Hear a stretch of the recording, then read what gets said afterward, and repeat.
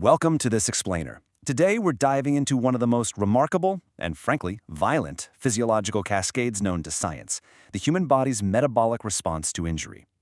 Just picture a split screen for a second. On one side, you have a patient undergoing major surgery or taking a severe physical trauma.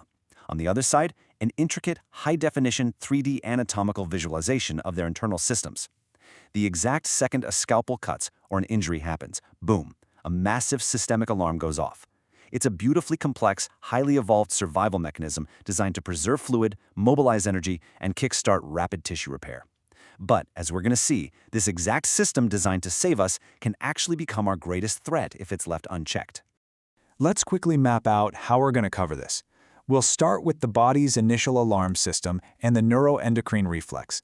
Then we'll transition through the shifting metabolic ebb and flow phases, examine the systemic inflammatory response, and wrap up by looking at how we optimize surgical recovery.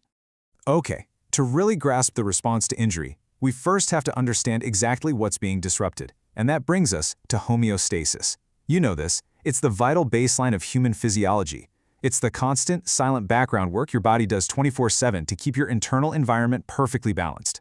We're talking temperature, pH, blood pressure, oxygenation. Physical trauma and surgical injury violently shatter that delicate balance. So the metabolic response to injury is, at its core, the body's desperate, all-hands-on-deck effort to survive the disruption and eventually claw its way back to homeostasis.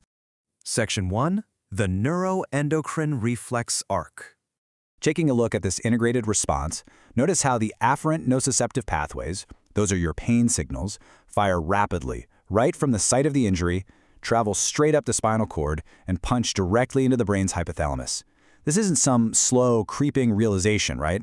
It is an instant electrical SOS. The brain gets this signal and immediately triggers a massive systemic stress response. It activates both the sympathetic nervous system and the incredibly complex hormonal networks of our immune system. Let's break down the exact sequential firing of this alarm. We're talking specifically about the hypothalamic pituitary adrenal, or HPA, axis. Step 1, the hypothalamus releases corticotropin-releasing factor, or CRF. This little chemical messenger travels a very microscopic distance over to the pituitary gland. Second, the pituitary responds by dumping adrenocorticotropic hormone, ACTH, right into the bloodstream. And finally, this ACTH reaches the adrenal glands sitting on top of your kidneys, commanding them to secrete just massive amounts of cortisol and adrenaline. Literally within hours, your bloodstream is entirely flooded with these heavy-hitting stress hormones. Now, the absolutely crucial point here is understanding why the body orchestrates this overwhelming hormonal cascade. It's a highly calculated evolutionary survival mechanism, and it has strictly short-term goals. The body rapidly mobilizes essential substrates like glucose and amino acids to keep your vital organs running. And crucially, it actively postpones anabolism. That means it completely hits the brakes on any energy-expensive processes like building new muscle or tissue. Right now, it's all about optimizing immediate host defense and just keeping the lights on. Long-term rebuilding? That's a luxury for a body that isn't sure it's even going to survive the night. Section 2. Ebb and flow phases. There's a really stark contrast between the two distinct metabolic phases of injury here. On the left, we've got the initial ebb phase. Think of this as the shock phase. The body basically goes into a deep state of energy conservation. Blood volume drops, cardiac output falls, and core temperature lowers. The body is essentially playing dead to survive that initial hit. But then, following resuscitation, we shift over to the right side, the flow phase. This is a highly catabolic state of hypermetabolism. The body violently swings in the completely opposite direction, drastically raising its temperature and aggressively breaking down its own muscle and fat stores to mobilize absolutely every available ounce of energy for repair. And you can really see the sheer intensity of this flow phase mapped out here. If you follow the two curves representing resting metabolic rates and nitrogen excretion, which, remember, is a marker of muscle breakdown, you'll see a minor trauma creates a small, transient bump that returns to normal within just a few days. But trace that massive red curve from major trauma.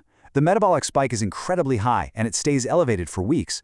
The magnitude of the body's response is directly, proportionately tied to the severity of the injury. So this all builds into a radical reprioritization of the body's resources. During that intense catabolic flow phase, the body effectively performs internal triage. It actively strips resources away from peripheral tissues, like your skeletal muscle, adipose tissue, and skin.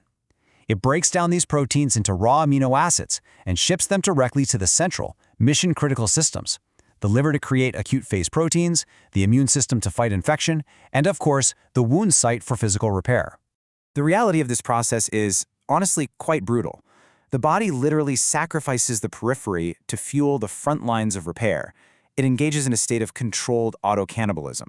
And this is exactly why patients who spend weeks in an intensive care unit following major trauma or surgery experience such severe, debilitating muscle wasting. Their body has literally burned its own skeletal structure as firewood just to keep the vital organs functioning. Section 3. Systemic inflammatory response. Let's zoom into the microscopic level. Tissue damage causes the release of cellular fragments called alarmins, or DAMPs. Imagine these as molecular debris left over from crushed cells. These alarmins are quickly detected by immune cells like macrophages, which then flood the bloodstream with potent inflammatory cytokines, things like interleukin-1, interleukin-6, and tumor necrosis factor alpha. These cytokines cause endothelial activation. Basically, the walls of your blood vessels literally become leaky. Fluid and proteins seep out into the surrounding tissue, and that's what causes massive swelling and edema. Now, this local inflammation is completely necessary to start wound repair. But as this quote from our source material warns, there is a grave danger when this spills over into the entire body.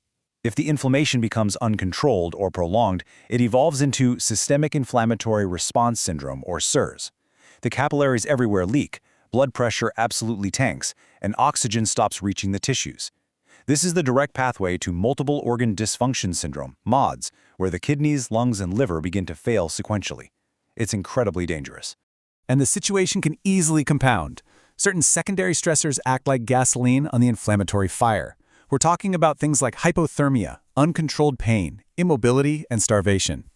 Think about it. If a surgical patient is cold, in pain, and lying totally flat in bed for days, it triggers a vicious, self-perpetuating cycle of further stress hormone release and cytokine cascades. It hugely amplifies that dangerous catabolic state, dragging the patient dangerously closer to organ failure. Section 4. Optimizing surgical recovery. Historically, medicine just kind of let this metabolic storm run its course, but today, critical care is highly proactive. Clinical teams must aggressively target these avoidable compounding factors. They have to rapidly arrest any ongoing hemorrhage to restore volume.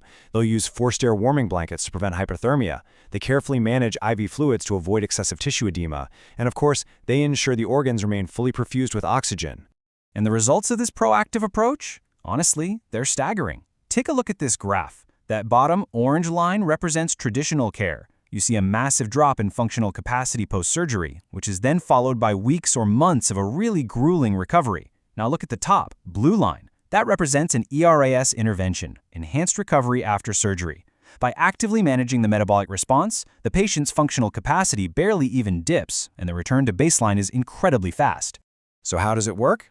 ERAS achieves this through a very specific evidence-based protocol. First, using minimal access techniques like laparoscopy to reduce the sheer volume of tissue damage. Second, literally blocking the initial pain signals from ever reaching the brain using something like epidural analgesia.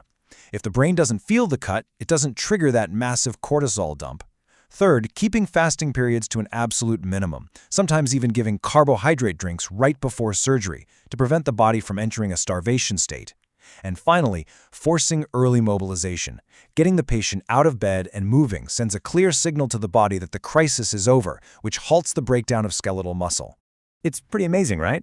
We've moved from simply surviving the metabolic response to actively hacking it. By chemically mapping and physically dampening our oldest survival reflexes, we are drastically altering the human experience of trauma. Which leaves us with a really fascinating thought to end on. As our techniques for blocking surgical stress become even more precise, what does the true limit of stress-free surgery look like in the future? Could major operations one day trigger almost zero systemic response at all? Thanks for joining us for this explainer, and keep exploring the incredible machinery of the human body.